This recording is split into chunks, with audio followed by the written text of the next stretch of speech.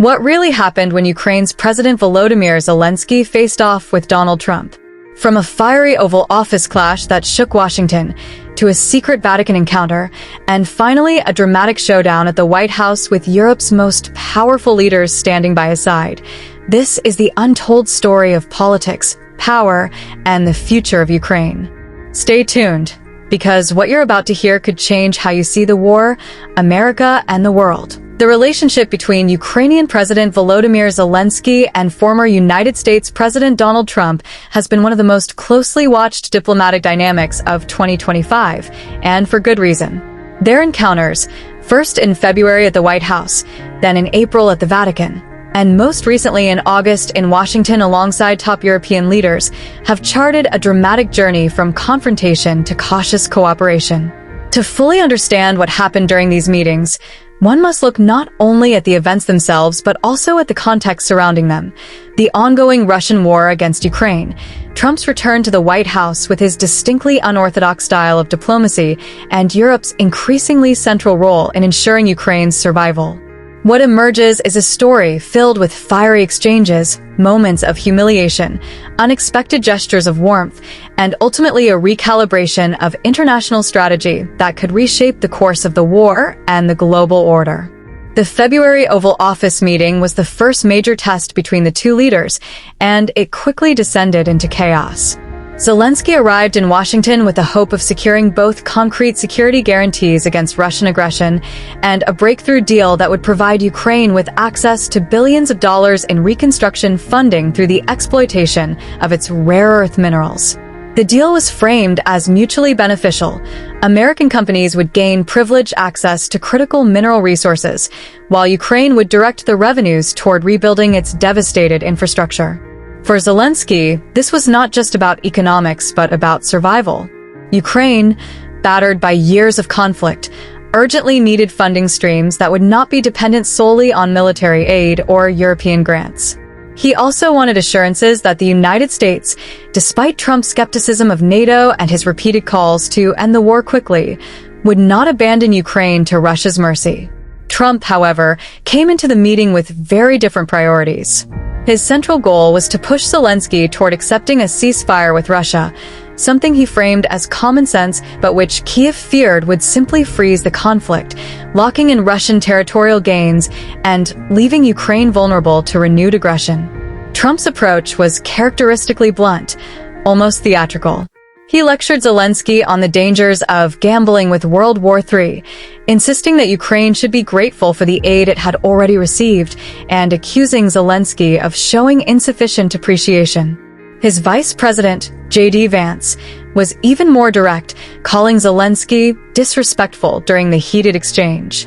What was meant to be a diplomatic negotiation turned into a public confrontation, with voices raised and tempers flaring in front of the cameras. In a scene that shocked many observers, Zelensky was effectively asked to leave the Oval Office without securing the mineral deal. The fallout was immediate.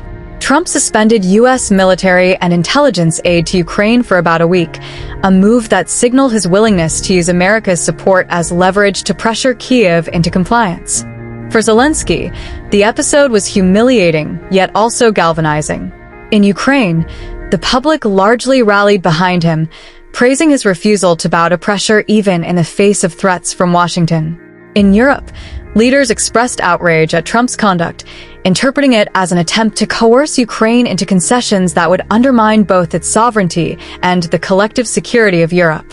Russia, by contrast, celebrated the debacle, with state media portraying it as proof that Zelensky had lost American backing and that Ukraine was isolated. The February meeting, far from building trust, deepened mistrust on all sides and raised questions about whether the U.S. and Ukraine could maintain a functional partnership under Trump's new administration. Yet diplomacy often advances not in straight lines but through moments of crisis and recalibration. In April, Zelensky and Trump crossed paths again, this time in Rome at the Vatican during Pope Francis's funeral. The setting could not have been more different from the combative Oval Office scene. Away from the cameras and in the shadow of a solemn occasion, the two men held a private 15-minute conversation. Reports from both sides described it as very productive, though details remained scarce. Zelensky's team said the discussion focused on the need for a full and unconditional ceasefire, the protection of Ukrainian lives, and the search for lasting peace. Trump, for his part, appeared more measured, perhaps recognizing the backlash his February outburst had caused both internationally and at home. While no concrete agreements were announced, the Vatican encounter marked a subtle turning point. It suggested that channels of communication remained open, and it laid the groundwork for what would become the most consequential meeting of the year in August. By the time Zelensky returned to Washington in August 2025, the stakes had grown even higher. The war in Ukraine showed no signs of ending, with Russia pressing its advantage in the east and Ukrainian forces struggling to hold their ground. Meanwhile, European leaders had grown increasingly wary of Trump's unpredictable approach. Determined not to let Ukraine be strong-armed into a lopsided peace, they organized a coordinated diplomatic push. When Zelensky met Trump at the White House on August 18th, he was not alone. Flanking him were some of Europe's most powerful leaders: Emmanuel Macron of France, Keir Starmer of the United Kingdom, Friedrich Merz of Germany, Giorgia Meloni of Italy, Alexander Stubb of Finland, NATO Secretary General Mark Rutte, and European Commission President Ursula von der Leyen. Their presence was a clear signal. Europe was united in its backing of Ukraine, and it would not allow the country to be isolated in negotiations with Trump. The tone of the August summit was strikingly different from that of February. Zelensky, dressed in formal attire rather than his trademark military fatigues, adopted a diplomatic posture, repeatedly thanking Trump, reportedly 11 times over the course of the meeting. Trump, for his part, softened his rhetoric. He pledged to facilitate a direct meeting between Zelensky and Russian President Vladimir Putin, though it was unclear whether Putin would agree. He also reiterated his opposition to Ukraine joining NATO, but signaled openness to alternative arrangements in which European powers could provide Ukraine with Article 5-like security guarantees. The optics were carefully choreographed: warm handshakes, smiles, and symbolic gestures that contrasted sharply with the bitter scenes of February.